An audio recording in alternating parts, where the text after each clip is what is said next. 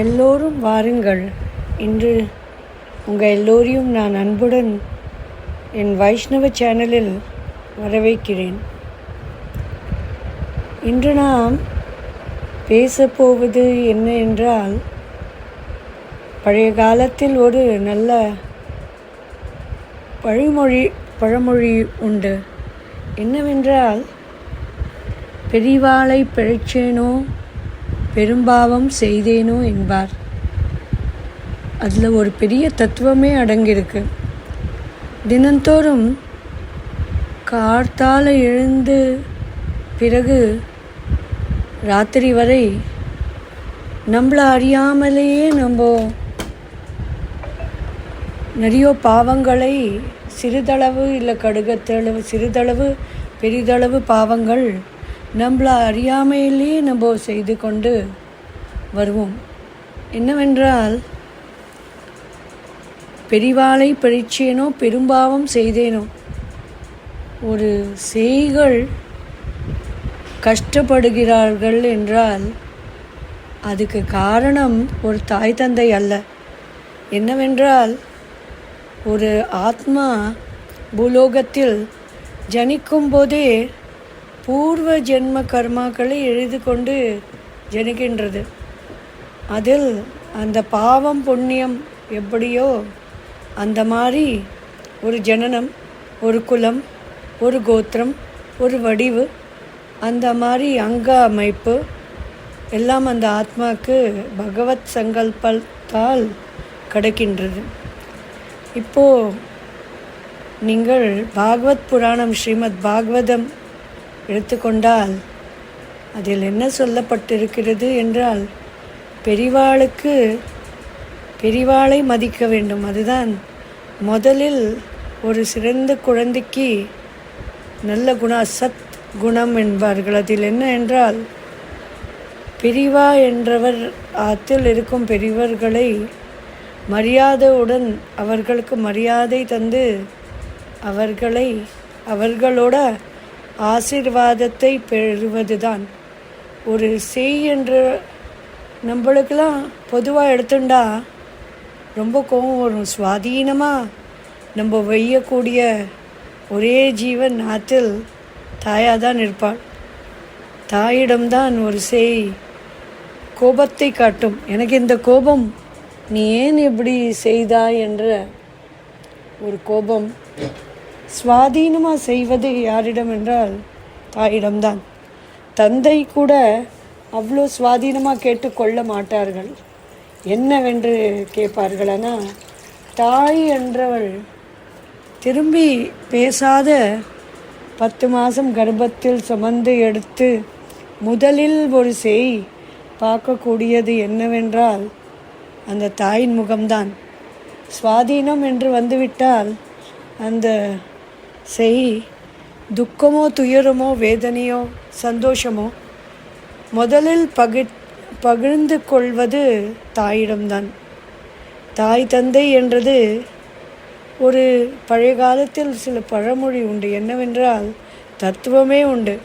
என்னவென்றால், பகவானாலே ஒரு ஜீவராசிகளுக்கும் பக்கத்தில் இருந்து பார்த்து கொள்ள இயலாது. அதுதான் தாய் தந்தையை தந்துவிட்டார்கள் என்பார். அந்த மாதிரி மகத்துவமான இடம் அந்த தாய் தந்தையின் இடம்.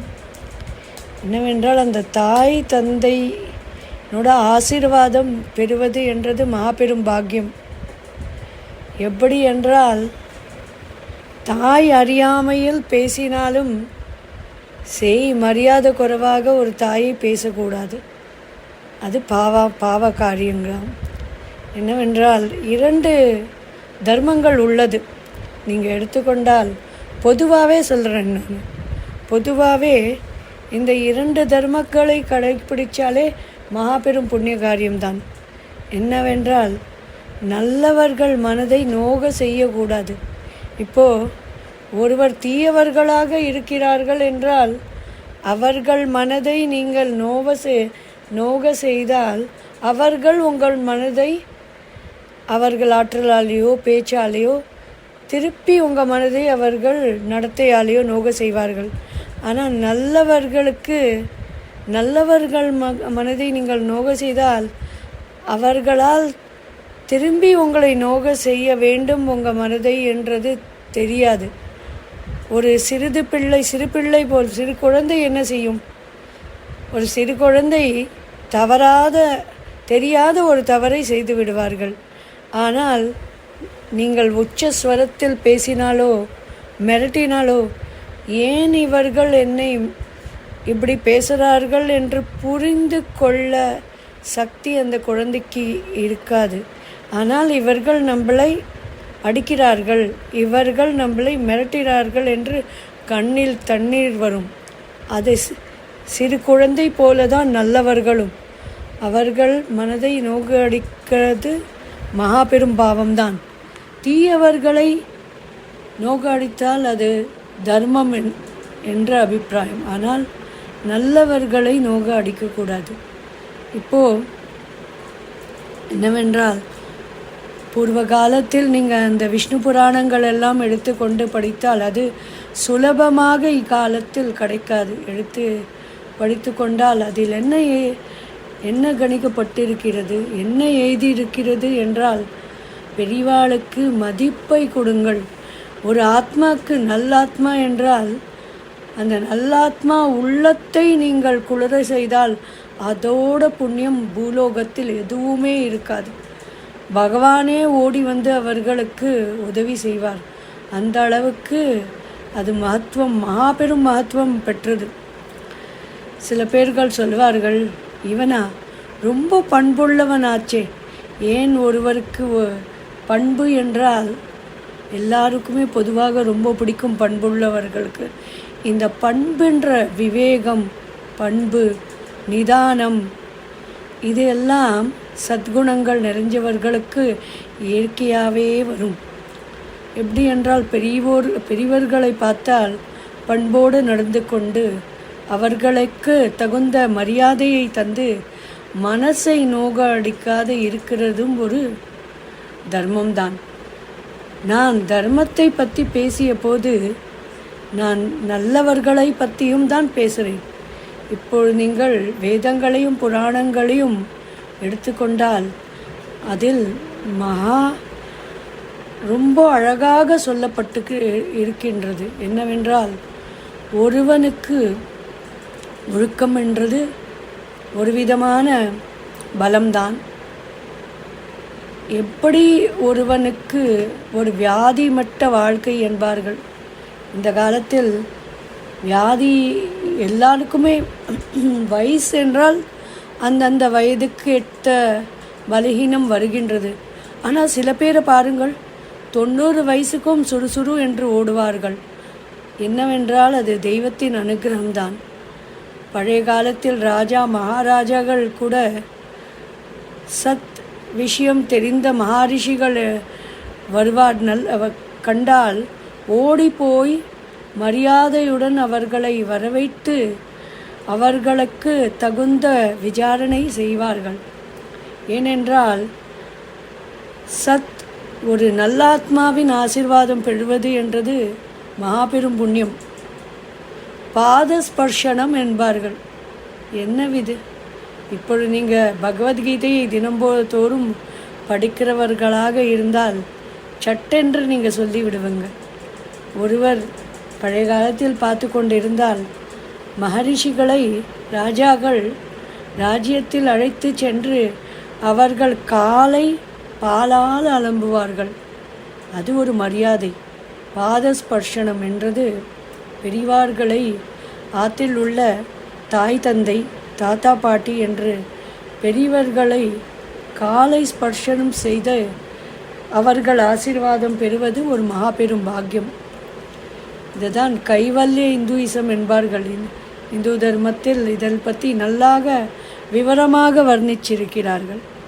பிறகு பிரதுதனா என்பார்கள். என்னவென்றால், ஒருவர் பெரியவர்கள் வரும்போது சிறுவர்கள் அங்கே இழந்து கொண்டு நின்று அவர்களுக்கு மரியாதை அளிப்பார்கள்.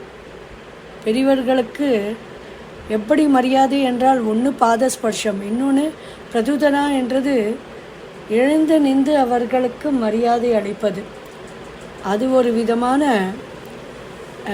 மரியாதை தருவதுதான்.